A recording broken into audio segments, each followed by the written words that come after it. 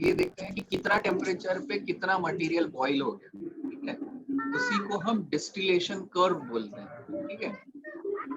और उसको TBP मतलब ट्रू बॉइलिंग पॉइंट करके कर्व है। तो सिंपल भाषा में अगर मैं बात करूं तो इसका मतलब है कि मैंने भाई 100 ml सैंपल लिया, तो इतना टेम्परेचर पे 10 ml मटेरियल जो है या 10% मटेरियल जो है वो बॉइल कर गया।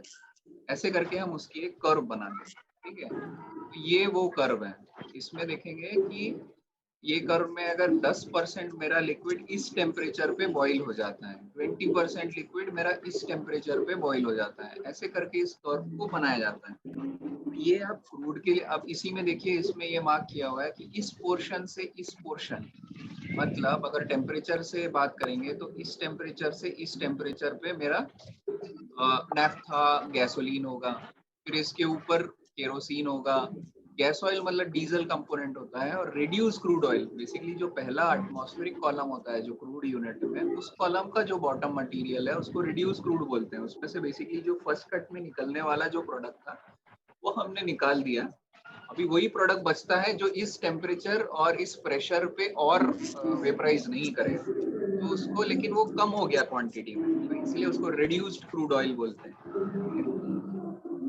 तो इस तरह से हमने कर्व बना ली। तो हमने इससे हुआ क्या कि हमको ईच एक एक मॉलिक्यूल या कंपोनेंट को पता करने का जरूरत नहीं है। एक सिंपल अपैरेटस से हम लोग ये कर सकते हैं कि हाँ भाई मेरा ये जो क्रूड है इतना टेम्परेचर से इतना टेम्परेचर के बीच में बॉईल करता है, ठीक है। तो इसी से हम क्रूड को कैरेक्टराइज करते हैं, और इसी से हम बता सकते हैं कि हाँ भाई इस क्रूड में इतना गैसोलीन या पेट्रोल बनाने का पोटेंशियल है, इतना केरोसिन बनाने का पोटेंशियल है, इतना डीजल बनाने का पोटेंशियल है, और उतना उसमें हेवी बनने का चांस है, ठीक है। इसी प्रॉपर्टी को यूज करके भी हम लोगों के जो जितने अंदर में यूनिट्स होते हैं वो भी डिसाइड किया जाता है कि अच्छा ठीक है, मैं अगर ये क्रूड प्रोसेस करूंगा तो इससे मेरा इतना नैफ्था बनेगा, तो उस उतना नैफ्था को मेरे को और कैसा ट्रीटमेंट, वो फैसिलिटी जो बाद में आएगी वो किस कैपेसिटी होगी, ठीक है। तो ये सब हम इससे डिसाइड करते हैं। जैसे कि मैंने बताया कि हमने वो टेम्परेचर के हिसाब से बात करा, इतना टेम्परेचर पे इतना मटेरियल वेपराइज हो गया। तो इसी का ये डेफिनेशन, मोटा मोटा डेफिनेशन है कि भाई हमने जो शुरू से किया तो आईबीपी बेसिकली 45 डिग्री सी मान के चलिए, 45 से 120 डिग्री तक जो बॉईल करता है उसको अनस्टेबलाइज नैफ्था, हेवी नैफ्था को 120 से 140, केरोसिन को 140 से 270 डिग्री तक बॉईल करता है, उसको केरोसिन बोलते हैं। 270 से 370 उसको लाइट गैस ऑयल बोलते हैं। 320 से 370 को हेवी गैस ऑयल बोलते हैं, और 370 डिग्री से ऊपर जो बॉईल करता है उसको रिड्यूस क्रूड ऑयल बोलते हैं, ठीक है। तो इस तरह से उसका डेफिनेशन होता है, ठीक है। अच्छा, अभी हम बात कर रहे हैं सेपरेशन की। तो अभी हम जब बात करते हैं तो जब हम कॉलम से इस चीज को निकालते हैं मटेरियल को, ठीक है, मान लीजिए मैंने नाफ्था निकाल दिया, मैंने केरोसिन निकाल दिया, मैंने और भी बहुत सारी चीजें निकाल दी। तो जब वहां से हम निकालते हैं कोई चीज और उसका फिर दोबारा उसी टाइप का अगर डिस्टिलेशन हम करते हैं, तो हम देखेंगे कि उसमें भी गैप और ओवरलैप है। वो मैं समझाता हूँ आपको वो कैसे होता है। यहाँ पे आप देखोगे क्या होता है, इसको हमने फिर दोबारा वैसी है, मैंने मान लीजिए कॉलम में डाल दिया उसको, और फिर लाइट नफ्था केरोसिन एलजीओ वगैरह निकला। तो उसको अगर आप सेम डिस्टिलेशन कर्व प्लॉट करोगे तो वो इस टेम्परेचर से चालू होके इस टेम्परेचर तक आ जाती है, ठीक है। और लेकिन जो नेक्स्ट कट होता है उससे हेवी वाला कट है, वो और भी थोड़ा कम टेम्परेचर से चालू होता है।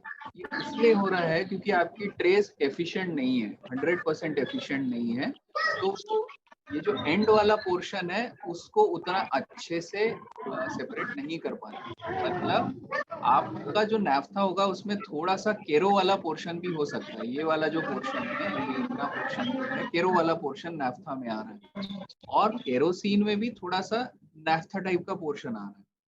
तो इस टाइप का कर्व जब आप प्लॉट करते हैं, पहले लाइट नाफ्था को लीजिए, यहाँ तक प्लॉट कीजिए, फिर उसका नेक्स्ट वाला केरोसिन को आप प्लॉट करेंगे, तो इस तरह का कर्व बनता है। तो इसमें हम लोग देखते हैं कि इसका गैप और ओवरलैप मतलब क्या है ना, ये यहाँ का पॉइंट, ये जहाँ पे जितना टेम्परेचर पे वो पहुंचा है, 100% वेपराइज हुआ है, और इसमें कितना टेम्परेचर पे वेपराइज होना चालू हुआ है, इसको हम ओवरलैप बोलते हैं। क्योंकि ये जो टेम्परेचर रेंज है दोनों के लिए कॉमन है, ठीक है ना। इतना ये ओवरलैप है। तो हम जब कोई कॉलम में जब प्यूरिटी का बोलते हैं कि हमको ये प्यूरिटी करना है, तो हम इसके बेसिस में बोलते हैं कि हमको जो है ये गैप या ओवरलैप इस मेथड से इतना होना चाहिए, उसके हिसाब से हमको ट्रे डिजाइन करना है। ठीक है, तो सेपरेशन में हम बोलते हैं कि डिस्टिलेशन का 95% पॉइंट का जो गैप होना चाहिए या ओवरलैप, इस केस में तो ये ओवरलैप हो गया, ओवरलैप इससे ज्यादा नहीं होना चाहिए, 5 डिग्री 6 डिग्री ऐसा नहीं हो, इससे ज्यादा नहीं होना चाहिए। तो ऐसे करके हम उसको स्पेसिफाई करते हैं। ठीक है, तो जैसे कि मैंने बताया, तो ये जो ओवरलैप की बात कर रहे थे कि ये उस टेम्परेचर जहाँ पे ये लाइटर कट खत्म हो रहा है और हेवियर कट जिस टेम्परेचर से चालू हो रहा है, इसका जो डेल्टा है उसको हम ओवरलैप है, इसको हम कम से कम करना चाहते हैं। ठीक है, तो आपको नंबर ऑफ ट्रेज वगैरह बनानी पड़ेगी, ये सब करना पड़ सकता है। ठीक है, अच्छा अभी थोड़ा सा इसका डिजाइन पार्ट को और थोड़ा एक्सप्लोर करते हैं। इसमें क्या है कि आप हमने जैसे बात किया कि फीड हम बीच में डालते हैं, ठीक है, और फिर वेपर ऊपर उठते हैं, फिर वो दोबारा कंडेंस करके दोबारा नीचे आते हैं। ठीक है, और नीचे में भी जो लिक्विड आया है उसको गर्म करके उसको प्रेस करके वेपर को दोबारा नीचे से डाल दिया। ठीक है, तो अक्रॉस द कॉलम एक मतलब काउंटर करंट फ्लो हो रहा है, वेपर ऊपर उठ रहा है, लिक्विड नीचे जा रहा है। ठीक है, इसमें क्या है, इसमें इसको भी एक मतलब बोलने का अलग अलग सेक्शंस में बांटा जा सकता है। ठीक है, ये जो फीड जहाँ पे एंटर कर रहा है उसका ऊपर वाला सेक्शन को हम रेक्टिफाइंग सेक्शन या एनरिचिंग सेक्शन बोलते हैं। मतलब इसमें क्या होता है कि आपका बेसिकली जो वेपर ऊपर उठ रहा है उसमें जो हेवियर लिक्विड है उसको हम रेक्टिफाई कर रहे हैं। ठीक है, तो हेवियर माल को नीचे गिरा रहा है, इसलिए उसको रेक्टिफिकेशन बोलते हैं। इसमें क्या है, हाई बॉइलिंग कंपोनेंट जो होते हैं वेपर में, मतलब वेपर में जो हेवियर कट है उसको हम नीचे गिराते हैं, नीचे ले जाते हैं। और फीड का नीचे वाला जो आइटम है उसको स्ट्रिपिंग बोलते हैं। स्ट्रिपिंग मतलब जो आपका हेवियर पोर्शन है उसका जो लाइट पार्ट है उसको हम उड़ाने जा रहे हैं, तो उसको हम लोग बेसिकली लाइटर कट को, हेवियर से लाइटर को निकालना है। ठीक है, तो इसको स्ट्रिपिंग सेक्शन बोलते हैं।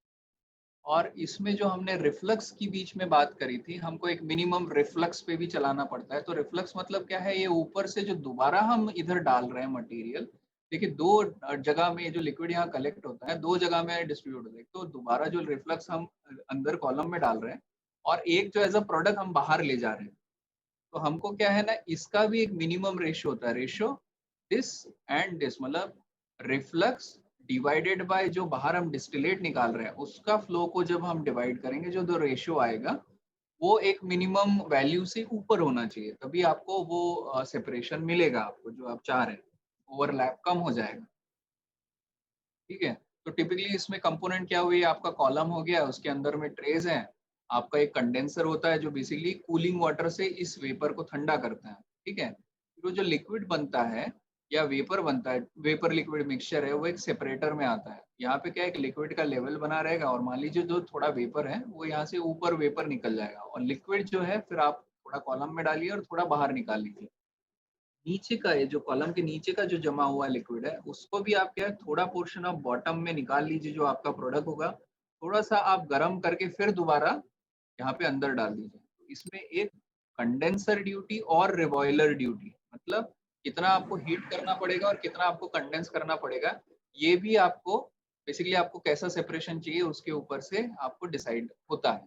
ठीक है, तो हमने बताया ये जस्ट अच्छा, कहीं कहीं पे जहाँ पे यहाँ पे रिबॉयलर नहीं होता है तो यहाँ पे आप स्टीम भी डाल सकते हैं। कुछ कुछ कॉलम में रिबॉयलर नहीं होता है, यहाँ पे स्टीम डाला जाता है। तो स्टीम क्या करता है, स्टीम भी उसका पार्शियल प्रेशर कम करता है, तो बेसिकली जो हेवी कट में जो लाइटर चीजें हैं उसको नॉक ऑफ कर देगा, निकाल देगा।